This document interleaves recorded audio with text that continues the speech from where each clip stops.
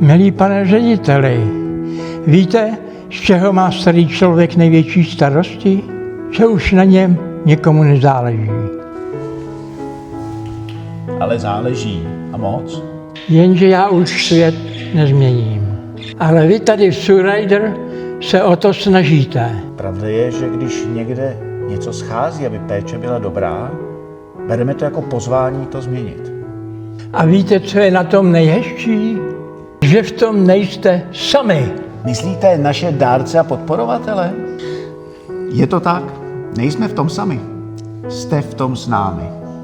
Svým prvním darem pomáháte nastartovat změnu péče o stárnutí v Česku k lepšímu. Protože stárnout důstojně nesmí být privilegium, ale má to být právo našich rodičů, našich dětí i nás samotných. Děkujeme za každý den, který na nás myslíte.